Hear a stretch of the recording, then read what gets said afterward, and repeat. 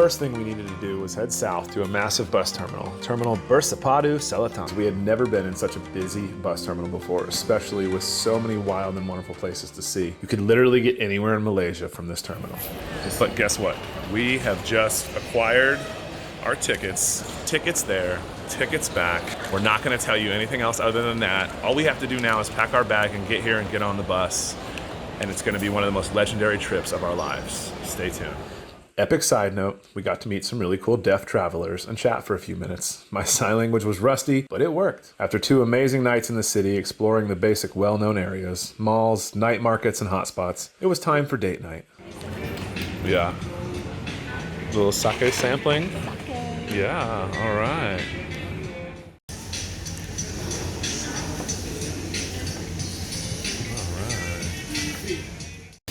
Okay, so we are downstairs, underground in Lot 10. We are at a Japanese tasting bar. It has absolutely amazing service. That is Ha Cho. Ha is a refugee from the Chin province, located on the western edge of the war-torn country of Myanmar, or Burma. He was such a gentleman in every way and took care of us throughout the entire experience. In college, I studied world history and wartime studies, so I genuinely was interested in his story. After sampling the afternoon away and hearing his unbelievable tale of survival, I promised him that I would put together a short piece of what his people go through and to do anything we can to help raise awareness of what's truly going on there. The province and the country itself are torn to pieces in several major battles and civil wars happening all around the land. All you have to do is type in the words Myanmar, Chin State, and the word war, and you'll find everything you need to understand this from afar. We felt such a connection to Ha listening to him talk. His people need help, and I honestly am not sure where to begin. So for now, the best thing I can offer is my voice and some photos from his homeland in the hopes that someone who knows how to help does. Ha Cho, you are a legend. We love you, and thank you for your candor, and we pray that your family and your fellow countrymen find relief soon. Complete variety of the best sakes, wines, sparklings, beers, brews, whiskeys, all Japanese. Very, very true. And as long as you purchase, there is a sampling bar where you can sit and mingle. This is pretty amazing. This is amazing. And what do you think of your sake so far? I got sparkling sake, which I didn't even know was an option. And this one has a bit of a pear taste to it almost. It's absolutely delicious, and I will drink the whole bottle by myself. Yeah. Then we're going to dinner. After drinks and stories, it was time to head over to our dinner venue, Mitasu, one of only 2 within the city of Kuala Lumpur. They sat us right at the bar, which is my favorite spot, so I can watch the chefs work. The food was truly amazing, and we had the best time. Hey. Hi. Where are we? We are at Mitasu. We had to make a reservation and get on the waiting list because we didn't make 2 days. Yeah, for 2 days. We didn't make reservations soon enough. Yes. But we're very excited. This is all you can eat sushi. So everything on this menu, front and back, is all included in the price. Yes. Plus drinks. Yes. So, if you come to Kuala Lumpur, you need to make reservations at Mitasu. Good morning, my queen. We didn't get much sleep, so we're always a little cranky, but it's okay. We are headed out for an amazing adventure to a place I've never even heard of until 2 days ago. It's gonna be pretty epic. We got our bag packed, our little one-nighter bag. I got my queen. I'm good to go. You ready, baby? Yeah, we gotta get going. Oh, gotta go. This is the train. It's our train. This thing is a freaking monster. You ready? You excited? Yeah, we're allowed to kiss on this train. There's no sign.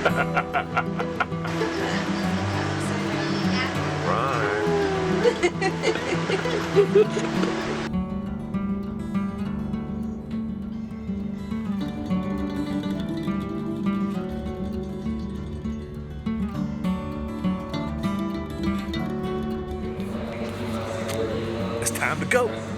You ready? Oh, I'm tired. Hopefully I can fall asleep on the bus. No, we're going up into the mountains and going like, you're gonna be like, I need to take take it down a notch. I'm not there yet.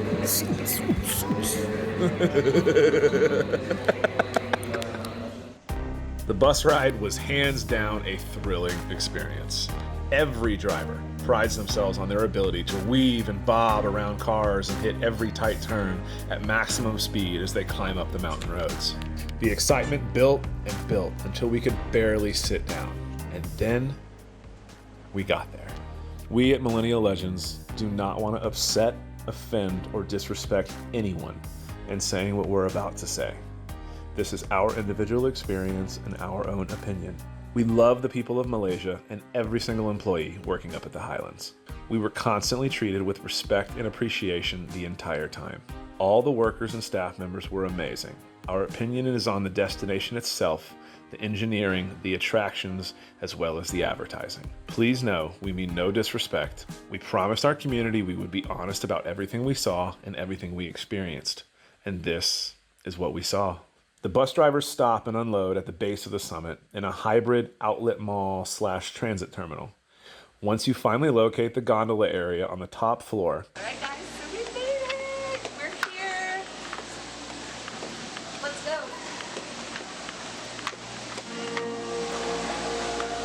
Hopefully we get our hair on well. do the bougie booty dance. Here we go. Up. Oh, shit! Wiggle, wiggle. Wow. This guy sounds like the Jurassic Park voiceover. I know, there's gonna be a T-Rex jumping out of your house. Yo, are we like the bait? Are we the goat? Okay. We are heading 2.7 kilometers up the mountain in a glass bottom gondola into the clouds. We are entering the clouds. You can't see nothing. We are in the clouds and away we go. Trippy. Picked a day, didn't we? The only reason we know that we still exist is because the other gondolas keep coming by. Like,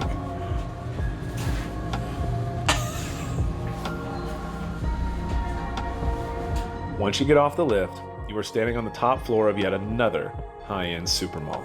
Your hotel is 5 to 7 floors below you and about a 500-meter walk in each direction. So if you're bringing large bags, elderly, disabled, or children, know that you're gonna have to work for it. Our room was on the 25th floor, right in the middle, with a horribly stained carpet and a never-ending smell of mildew and cigarettes. But as legends, we didn't come for the room, we came for the experience. So it was time to head down and see the rest of the amenities and the theme parks. Nearly nothing was open. The 3D, VR, and laser experiences were all shut down. Part of the food courts and restaurants were blank facades. The indoor snow mountain experience had been shut down for some time. It was advertised as being open when we booked. So this is supposed to be the indoor snow park, and it's closed. Just like basically everything else in this place. And the only restaurant within the mall and resort area that wasn't over $30 US per person per plate was Five Guys, which honestly was one of the best burgers we've had in a long time. The large outdoor theme park itself has more than 20 rides and experiences when operating at 100%, and that was our next goal. We headed in with such excitement and wonder, and within the first 20 feet, we saw the sign. The sign indicating that 17 of the 19 main attractions were closed, either for repair or maintenance or shut down permanently. Our hearts were broken. We really didn't have much to say. We just walked around in awe and found the few in-person experiences available, and even those were interesting because we're the only ones in them. When there's physically no one at the park, and all we do is walk through the queue lines.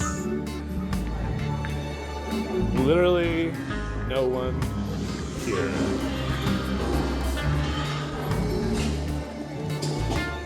After 3 hours of aimless attempts to find stimulation and excitement, 2 thrill rides designed for children, and 3 in-person experiences, we walked out the gates and back towards our hotel.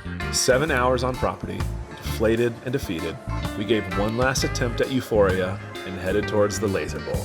Little did we know that the resort no longer does the laser experience of any kind. So,